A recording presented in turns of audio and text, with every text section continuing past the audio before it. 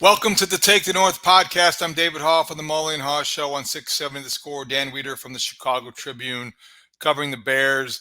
A newsy day, another one in this Bears offseason. And Dan, there's some developments with the offensive coordinator search. There's some developments with the 2024 schedule and just some other leftovers from the end of the season State of the Bears press conference at Halas Hall.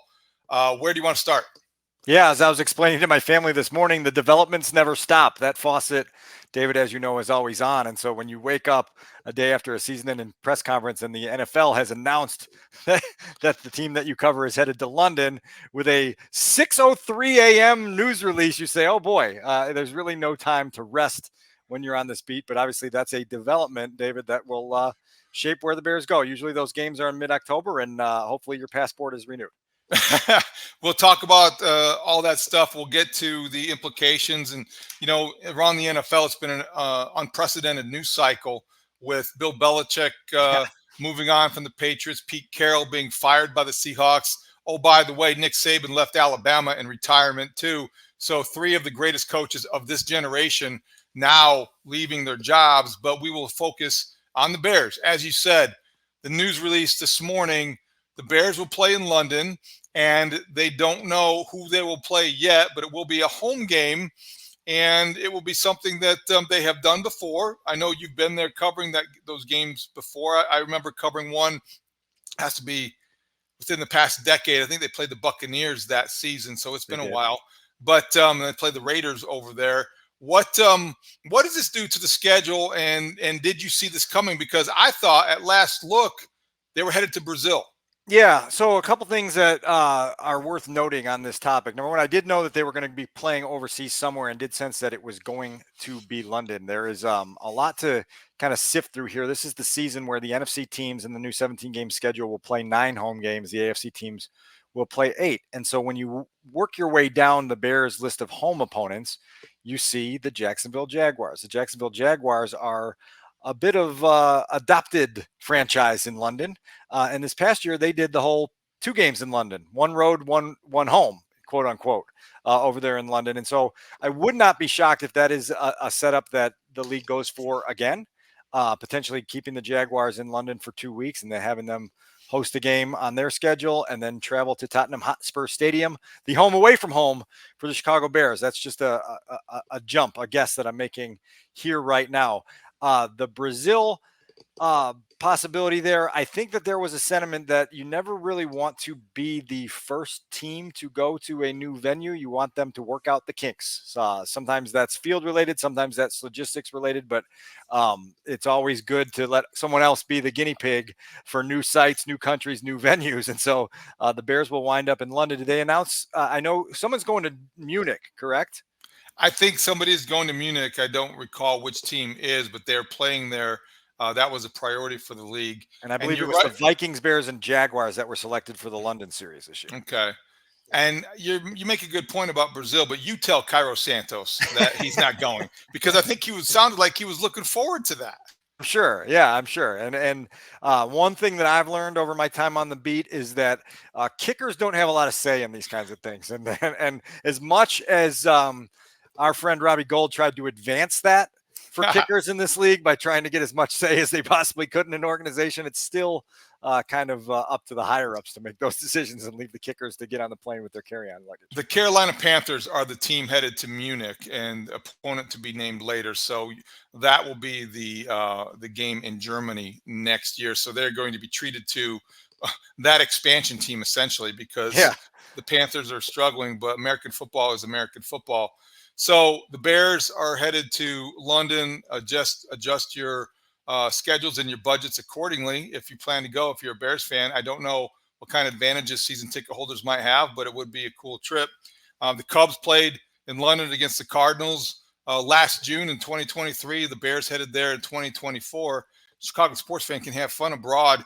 Let's just hope that that was, that Cubs London game still kind of triggers me, because that was the last time that Marcus Stroman was any good. and then he was bad from that point on. But let's hope the Bears have better luck over there. Well, no, let's hope I have better luck over there, because in 2019 the jet lag knocked my ass out for a few days. I had struggles of adjusting more than I thought I would, and there was a group of writers that went out to a soccer game on Saturday morning. I said, you know what, I'm going to sleep in on this one, and ended up sleeping like 14 hours from Friday night into Saturday because I was so knocked out. So I'm going to have to find some sports science to help me make that transition a little easier. Dumb question before we move on off this topic. The Bears, in announcing this on Thursday morning, I broached this on the Mully and Haugh show because I'm not really like breaking new ground, but I'm just curious what you think. Probably nothing. I'm a little embarrassed to bring it up, but their Instagram announcement featured prominently Justin Fields. Yeah. And basically his giant face. Justin Fields. Come see Justin Fields in London with the Chicago Bears in October 2024. Dan, does that mean anything? No. Okay. I look like I got a note in our internal Chicago Tribune Slack channel about that, and it's just a thing. Like, this is months away from the game being played. Chicago Bears are not so low on savvy that they would show their entire hand on January 11th in an announcement of the international games. Have fun, social media. Go about having the argument of what it means or what it doesn't. Sorry, David, to disappoint you with my answer. That's okay. I think it confirmed my suspicion. I did not think it did, but I thought it was worth pointing out. I'm just curious. Are you now comparing my news judgment to the darts thrown at the dartboard in your Slack channel? No. Okay. No, they're not comparable right now, but okay. be careful, because I could open the door to compare them. No, I don't want to do that. I don't want to do that. As an ex-tripster, I know better. I respect those people making those decisions. All right. So let's get to the news of the day, the real news of the day as it pertains to this offseason. I think it's interesting that the first name to emerge in the offensive coordinator search for the Bears was Shane Waldon, the Seahawks offensive coordinator, who was suddenly looking for a job because Pete Carroll got fired. And Shane Waldon has been there for 3 seasons, well-respected, highly regarded around the league, a Sean McVay disciple, if you will. So he comes from that kind of branch of the McVay tree. He also worked in Washington, has a background that you look at and you say, okay, those systems, that approach, I could see why he would be appealing. Also had some success with the running game with the Seahawks. Dan, because he is first, does that make him ahead of the pack, or how do you interpret Shane Waldon appearing on the Bears list? Well, he was first to be revealed, and so we'll kind of wait and get a feel for other candidates that the Bears will reach out to and talk to. You'd imagine they'd want to go through a handful. And listen, one of the questions I asked Matt on Wednesday evening was, look, like there's other teams that are going to be trying to fill similar positions. So how urgent is this for you? And he stressed that he did realize that there was an urgency to this. It's an interesting name for sure on a couple of levels, and just the idea that he's got a track record of having been around some highly qualified head coaches in his time in the league. He does, notably run a system similar to the one that Luke Getsy also ran here in Chicago, but obviously didn't call well enough for the Bears to keep him. Another name that's popped up on my radar from a couple of different people is Darrell Bevel, who is currently the Dolphins passing game coordinator. You probably remember that he was a finalist for the Bears head coaching job in 2013 when they hired Mark Trestman. He was also rumored / linked to potential assistant coach openings when Matt Nagy was assembling his initial staff in 2018. So there's familiarity in the building. I believe he overlapped during his time in Minnesota with team president Kevin Warren. So there'd be in-building intel in that regard. But that name's popped up a little bit as well. You're starting to see kind of some overlap in the lists. Is Jim Caldwell a guy they reach out to again? Wow. Is Kellen Moore on their list? What do we think of Eric Bieniemy? The Greg Romans and Frank Reichs of the world. It's going to be an interesting few weeks, but Shane Waldron's name being the first out there gives you an idea that the Bears are open-minded and getting after this pretty quickly, considering that came about 12 hours after they told Luke Getsy he would no longer be a coach in Helsinki. It also suggests to me that all of the concern and consternation about how nobody's going to want to work in Chicago, nobody's going to want to be taking that job because of the lame duck status of Matt Eberflus or the uncertainty at the quarterback position. I just don't buy that. I mean, I just think that when you're in the business, that you look at things differently than you do from the outside, and everybody looks like every coach believes that they can be the guy that fixes the problem that's a chronic issue. And so I look at the Bear situation, maybe the chance to coach a number 1 overall draft pick in a city like Chicago with a defense that, is going to be an anchor, pretty appealing. Well, look, like I certainly have never framed it as nobody is going to want to look at this job, but I do think that they may face a restricted candidate pool, or at least an uphill battle in convincing certain candidates that this is the job for them. You used an operative word in that last sentence that you just said, which was maybe.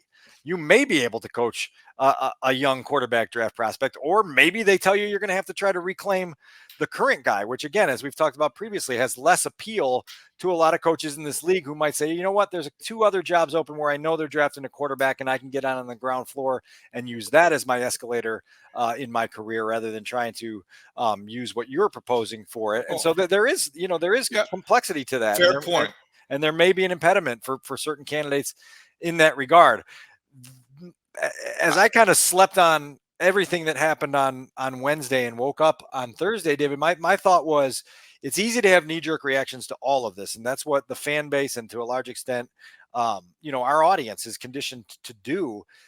For me, the next step is seeing exactly who they hire before I cast judgment or have a celebration or point the blame game at anyone, because I just need to know what this hiring process looks like and who they ultimately end up with. If they wind up with an offensive coordinator / play caller who we all go is, yeah, that's either a rising star or an established, proven talent at the position they're hiring for, I think we'll all feel a lot better about what happened on Wednesday. But until then, we kind of just play the waiting game, and that leaves for that uncomfortable anxiety that often triggers people into having rants and explosions wherever they have their most famous rants and explosions.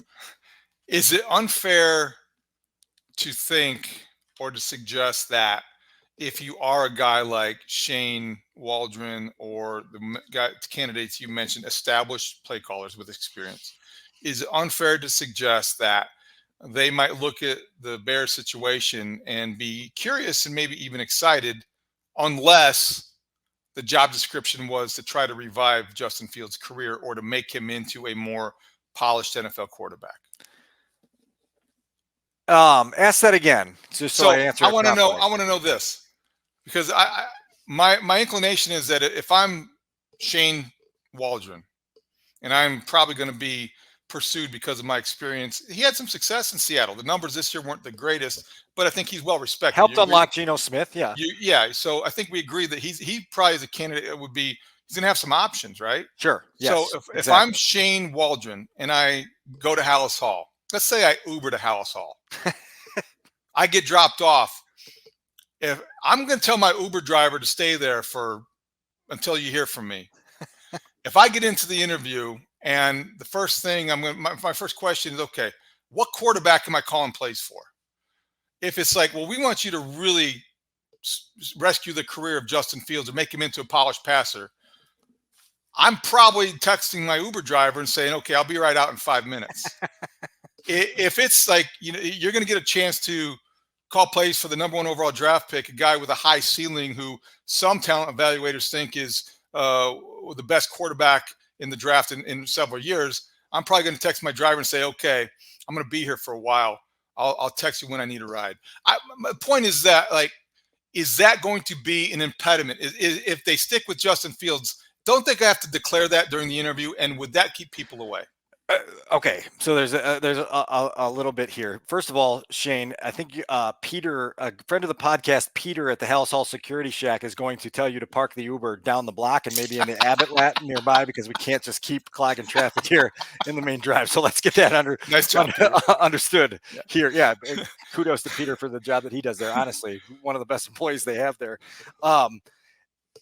I don't think you can show your hand entirely, because for those who then don't take the job, your word is spread to the entire NFL world on what you're going to do at the quarterback position. And that's not a good way to do business when you're trying to at least go through a process of deciding what you're going to do. So I don't think you can declare that definitively. And I do think that that's part of the complexity that the Bears are going to face in this next stage of interviewing and attracting candidates and then ultimately hiring one. I also think that for these candidates, like first and foremost, you want to feel a philosophical connection with Matt Eberflus. You don't want to come in here and feel like, okay, I'm restricted from doing what I do best because he's got a certain way that he likes to do things. And so you got to marry up. Hey, Mr. Defensive minded head coach, how aggressive are you willing to let me be? We know that obviously taking care of the football and avoiding sacks is a big deal in your world. But if I want to unlock a few things in whatever quarterback I'm working with, do I have a little bit more free reign to make some mistakes in the interest of like, there's a lot of questions you need to ask to form that philosophical connection with what is going to be your boss.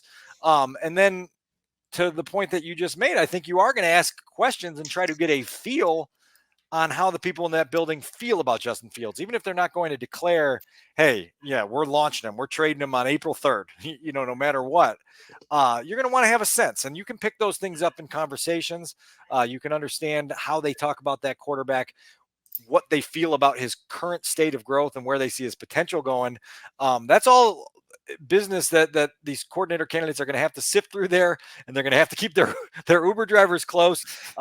In some cases, they may have a car service that brings them to house all. And David, in some cases, depending on how good the candidate is, there's a possibility that George McCaskey will be in the White Sox lot at O'Hare with his car, getting ready to drive said candidate to the building himself. So let's keep an eye out for that.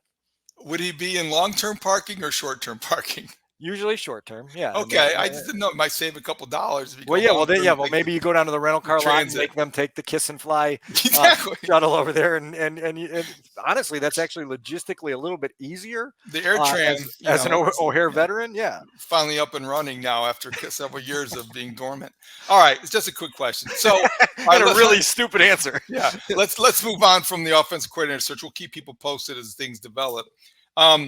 Other news yesterday was that Ryan, during the news conference to end the season on Wednesday, Ryan Poles left no doubt that Jaylen Johnson is coming back. He said he expects, Jaylen's not going anywhere, I think is what exactly he said. Does that mean transition tag? Does that mean franchise tag? Does that mean contract extension? It means they're going to figure it out. It means obviously the optimal goal is to figure out an extension.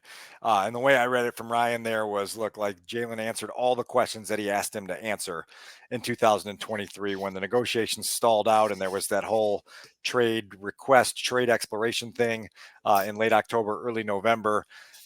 Both sides kind of agreed, like, let's just let this simmer, let it sit to the side for a little while. And when the season ends, we'll revisit. I would imagine here when the Bears get their other business kind of secured and their arms around all that, then you re-engage talks with the in-house free agents that you're intent on bringing back. Jaylen's certainly at the top of that list.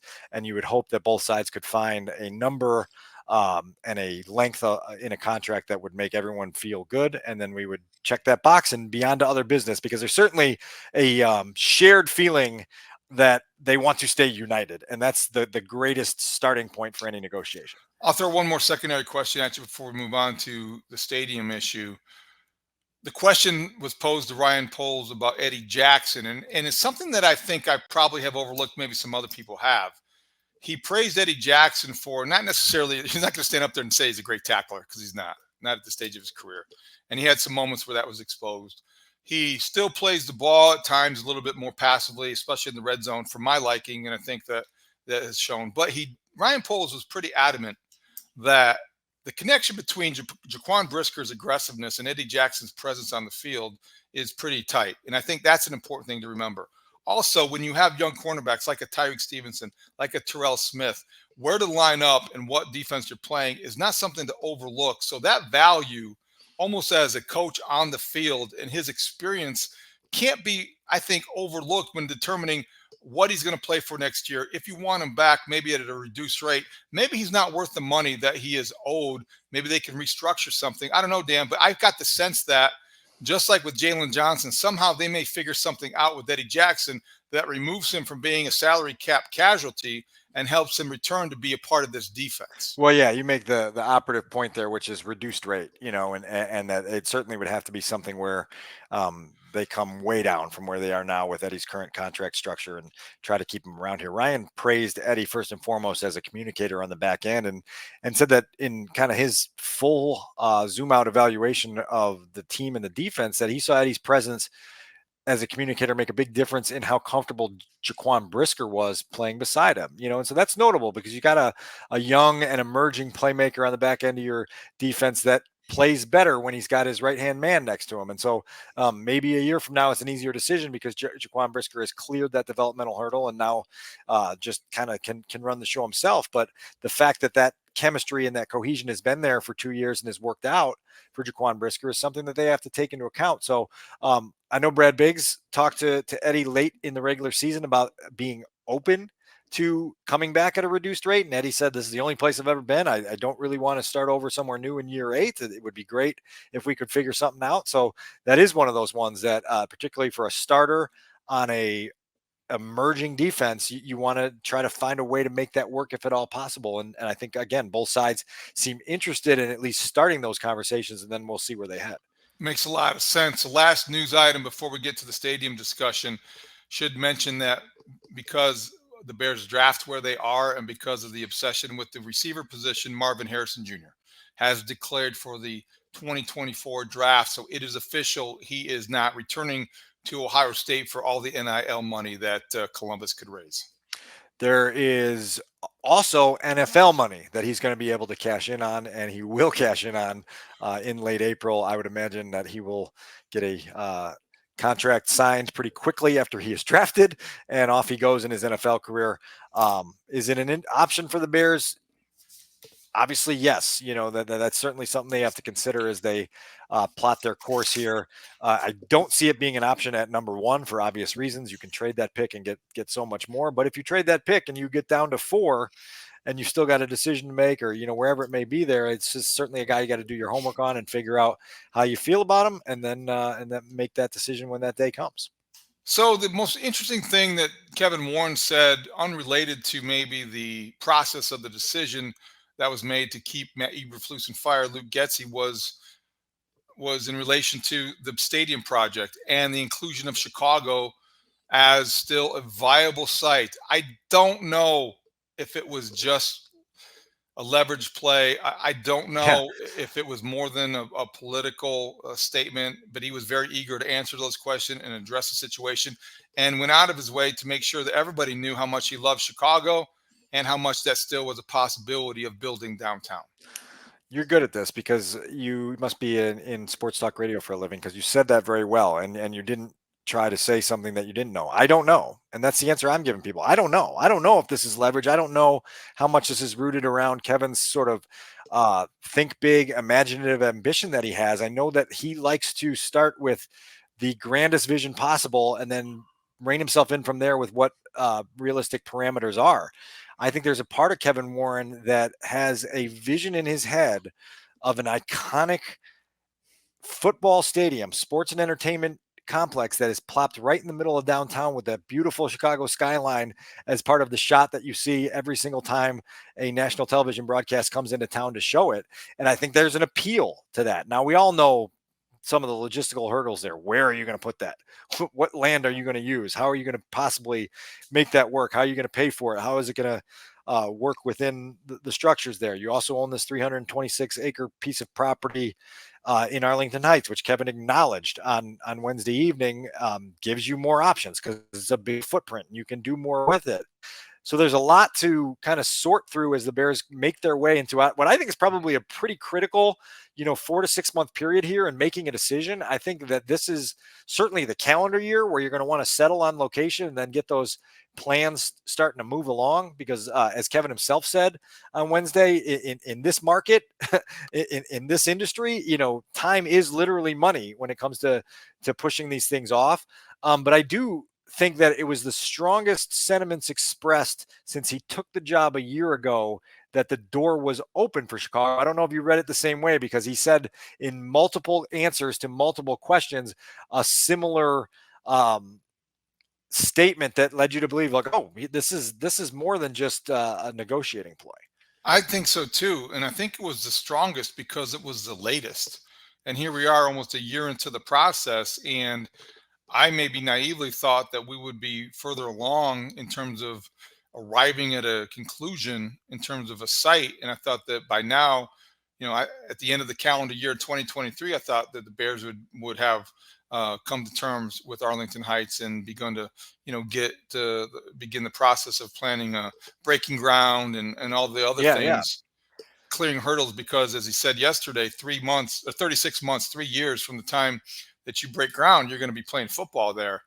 I don't know where it would go, but I do think it's possible, I suppose. And yesterday was the first time probably after the series of maybe what I would consider leverage plays.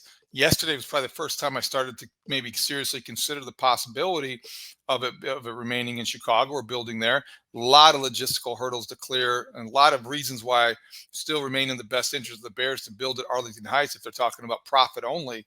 But he did go out of his way. It was intentional. And I do think he was focused on making the point that he loves Chicago and he wants the Bears do everything he can to see if the Bears are still, if they still possibly could stay there. So we'll see. He called we'll it the continue finest. To monitor that. He called it the finest city in the world, right? And so there's certainly something to that where, there's a desire to try to at least explore possibility until possibility closes the door on you or you close the door on possibility. And so, yeah, that's again, I do think this is a critical period here in the coming months for them to do what you said you thought they would do, which is make greater progress in that regard. Most of the other conversation that Kevin Warren had revolved around his role in this decision, his role overall. We haven't heard from him much. We heard from him extensively on Wednesday. Dan, I'll let you set up what he had to say about his role in the football operations. Yeah, so I wanted to play a few clips from Kevin and Ryan specifically and just interpret them, because as we kind of let the dust settle from what that was on Wednesday, there's some things that are worth listening to. And the first clip that we have here is Kevin being asked about his role in football operations. We obviously know he's going to oversee the general manager position for as long as he's the team president here. We obviously know this is a pivotal offseason with a number of decisions on the football side that need to be made. And so he was asked directly, what do you see as your involvement in those football related decisions this offseason? And how do you fit into that? I think one of the things that is special about this group is this is not an ego-driven group. This is a group that makes sure that we're focused on getting to what is right. And so it's been an enjoyment to work with Ryan, to work with Matt, to work with George, everyone else in the football operations department. I'm here, as a resource, and I just want us to win. And my theory that every day from a football operations standpoint that I walk in this building, is there anything or anyone or any situation that I faced in my career in the National Football League or even at the Big Ten that could help us win? And I think when people come to the table with that mindset, it works. We don't agree on everything. And so, but that's the good thing about it. We have a very healthy, respectful, relationship. So my focus is there anything that I can do to help this organization win, whether it's one football game, whether it's to get contact to hire a coach that will help us move it along. And so I just look as a resource here to be able to help us win. How are you at evaluating quarterbacks? In my next lifetime. That's a pretty good answer. Yeah, and he's very thorough. That also makes it sound like he's going to be involved in the coaching search for the offensive coordinator. Yeah, but the two sentences that I'd pull out of that as the kind of orange highlighter that I'm holding in my right hand is, I'm here as a resource. I just want us to win. And I think that's what makes Kevin magnetic as a leader to someone like Ryan Poles, is because you don't feel like you're working with this, know-it-all boss. You feel like you're working with someone who's a resource, who's trying to help you do your job at the optimal level. I know most people would tell you that the greatest thing that they could have in their job is the support to do what they do at the highest level possible. And I think that's what Kevin's trying to provide. He also said we don't agree on everything, but I think in his words and his actions, he allows himself to let the people that he's empowered in the roles that they have to have the say in that. And if they don't agree on everything, hey, at least I gave you everything I could possibly give you to make the decision you have to make. I don't know how that applies to what went down here over the last 3 or 4 days, but it's certainly worth wondering about, right? It is worth wondering about, but I think it also underscores maybe what you said. I mean, I think he empowered Ryan Poles to have the final say on his head coach. I think we're inferring a lot, but my sense would be that Ryan Poles was loyal to Matt Eberflus and may have made the strongest case to keep him. Again, this is speculation. My sense would be just the way that Kevin Warren speaks, the lofty rhetoric.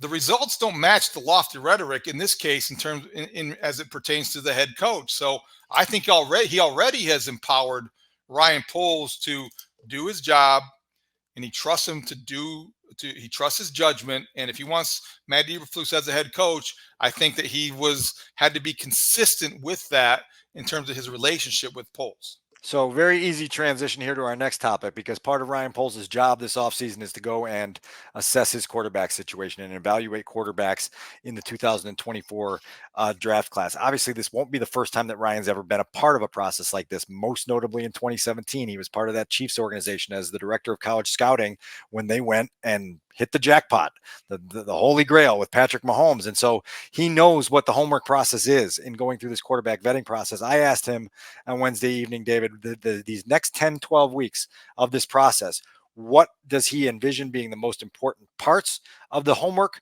on that class? And what has he learned from prior experience that will help him vet the quarterback class going forward? I got a lot of confidence in our ability to see talent on the field.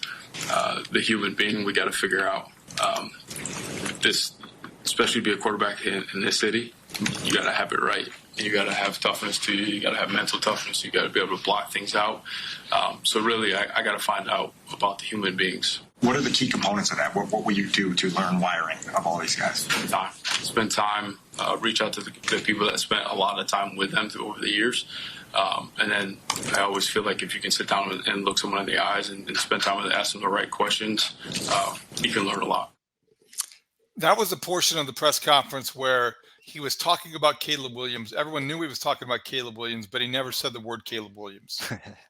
Yeah, well, but it will be Caleb Williams, and it will be Drake May, and it will be J.J. McCarthy, and it will be Jaden Daniels, and it will be Michael Penix Jr. And you have to obviously streamline your process a little bit so that you have a feeling on who intrigues you the most, so you don't waste time when time is at a premium. But certainly Caleb Williams is the most high-profile guy in the discussion. He's certainly the guy who people all over the league say the talent is off the charts. The tape is undeniable. Now it is, who is the guy as a person? And Ryan described some of the things that he's looking for, including but not limited to that mental toughness to be the starting quarterback of the Chicago Bears, which Justin Fields and Mitch Trubisky and Jay Cutler and Rex Grossman and everybody else on down the line can tell you is a pretty demanding job. I think that Caleb Williams goes into this pre-draft process, whether it's with the Bears or whoever, and I don't know who his agent is, and I don't even think he's officially declared for the NFL draft yet, but I do think he has some reputational damage to repair. And so I wonder how that process begins, and I wonder how aggressive he will be in that regard. Dave Wanstead said that you watch. He said this on the Mullen Haugh show. I've talked to him about this on and off the air. He said, you watch. By draft day, Caleb Williams will come across as classy and as polished as any prospect out there, and these concerns about his maturity will seem unfounded and be, kind of a hurdle that's easy to clear. I don't know about that, but I think that was his prediction just because he's seen enough prospects with issues and baggage kind of clean those up before the draft. Yeah, well, yeah, I think what Dave's inferring there is that obviously these guys over the next 3 months are very, very closely watched and coached to put their best foot forward and show the best side of themselves in all these meetings that they're going to have. I just think there is other ways to go about this as well. And, you and I talked about an LA Times article that came out after the Southern Cal season ended, which was just with a beat writer for the Trojans program asking him some pretty pointed questions about how he handled the turbulence of this last season for him. And I thought there were some answers in there that were mature and offered perspective and gave you an idea that, okay, if I am a prospective NFL team looking to potentially draft him, I want to get some of these questions answered myself when I sit down with them and dig a little bit deeper on some of the surface level stuff that he touched on there. Huge process ahead. And the Bears are going to be leading that process because they do have the number 1 pick. And Ryan's sentiment there that you spend time with the guy, expect to start to see a lot of, reports surfacing that the Bears are in California, that Caleb Williams is in Lake Forest, and it's going to be a wild few months as that part of the process heats up. So what I think is probably the most chaotic approach to this quarterback conundrum would be keeping Justin Fields and drafting a quarterback, although that remains a possibility. And that's one of the questions that Ryan Poles addressed on Wednesday as well, right? Yes. Yeah, so my brain has gone crazy all year just thinking about just a million different scenarios, and I'm sure that's one of them. I'll just stay very wide open with the different paths that we can go, and as we collect information, if that closes some of those pathways down, then we'll do that, move to the other ones. But I'm going to be wide open about this.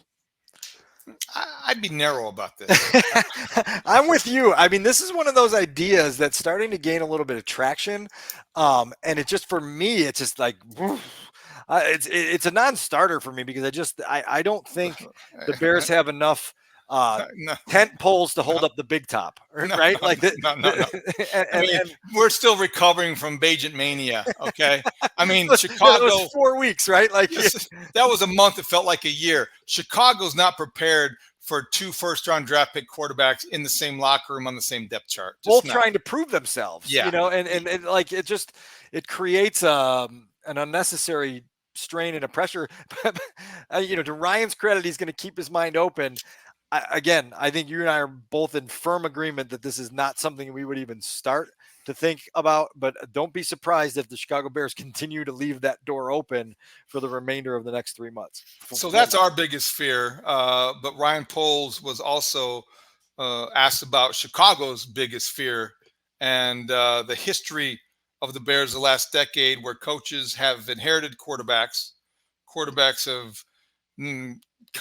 have not been in line or in sync, and staffs that have not been in line or in sync. And you draft a guy, you get rid of the staff that drafted him, you restart him, you reboot him, and it's just always misaligned. And that's the fear, is it's going to be misaligned again, right? Right. And so he was asked, how do you break the cycle? Look at the interview process, just bringing in the right people, like I said, that can adapt and adjust and put players in the best position to be successful. And then, again, getting the players right in terms of the skill and the leadership and the person, their character, getting that right. If you get those right, I'm not worried about, the history of different things. It's a different situation. This is, to me, this roster's built on really solid ground. So it's a little bit different of a situation in my mind. Ryan, you guys start to fill out the various positions, a bunch of them on offense. Do you have any concern that outside perception could be Matt's going to be entering a win now in 2024 situation? No, I don't. I think they're going to look at the roster and see there's a lot of young, talented players on the roster that they really want to work with, it's going to elevate that platform and elevate our team to be a championship caliber team. And when you win championships, there's a lot of real cool things that happen with everybody. So I think they're going to see that as a good opportunity. So, David, I think both things can be seen. I think you can see this as an outside candidate as a really good opportunity to help elevate a team to a championship level, and also see, holy crap, if this doesn't go well, does the trapdoor open up beneath all of us in 11 months? And so I think there's maybe a bit of naivety and optimism driven naivety in Ryan's sentiment there, but obviously he's going to sell the latter thing there, which is this is a chance to really elevate a team that's coming together. And hopefully that appeals to more candidates than it turns off with the idea that Matt could be in a win or else situation in 2024. Coaches have the hero complex. They always feel like they can save the day. They always feel like they can resuscitate a career, or they can go into a bleak situation and make it bright. I think most coaches think that way. Certainly it's possible that somebody would look at the situation and maybe stay away or have a better option. But I think number one, coaches do have that mindset. And secondly, as we talked about earlier in this podcast, and we've been talking about this week, as Brad Biggs wrote about in the Tribune on Thursday, you draft the right quarterback, and a lot of these concerns are moot points because they're good enough to transcend or overcome all the kind of incompatibility that we're talking about. Well, look, there's no question that that's the biggest piece. Get a great quarterback and a lot of these things go down. But also, if you get a good quarterback, it would be nice to not just shrug off it doesn't matter who's playing coordinator, or who's calling the plays for us. You want to have that union and that marriage sync up so that both people can be at their best together and bring out the best in each other. And that's what this next stage of this process will be. It's funny because, the Bears are holding searches simultaneously for 2 coordinator positions. And we're not really talking about the defensive coordinator position because that entire staff is intact. And there's a possibility that Matt is still the guy that's calling the plays there. But it was just, it struck me on Thursday morning that it was just like, man, like we're kind of glossing over the idea that this team has a open defensive coordinator position that became open because the previous guy in that role abruptly walked out the door in September. And so it's strange times in Chicago where really big stories become lesser stories because there are even bigger stories that are pushing them down the list.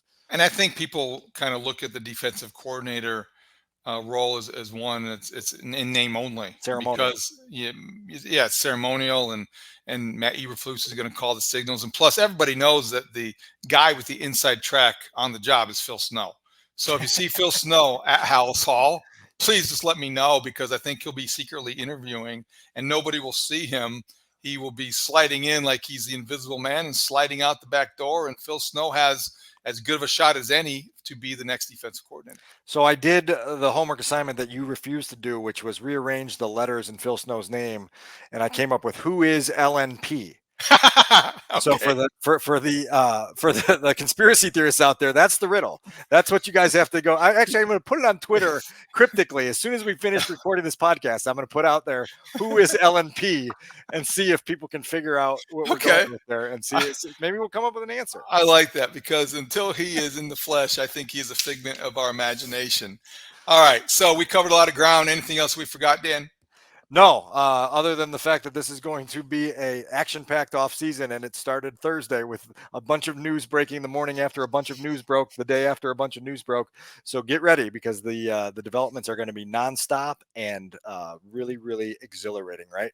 Yep. So keep track of what we're doing pod-wise on @TakeTheNorthPod on Twitter. You can check out @Dan Wiederer. You can check out @David Haugh on our Twitter accounts. Just keep an eye out for the next podcast. We'll try to stay up with the breaking news as it happens. You can find us on your free Odyssey app, and you can watch us on 670 Scores YouTube page.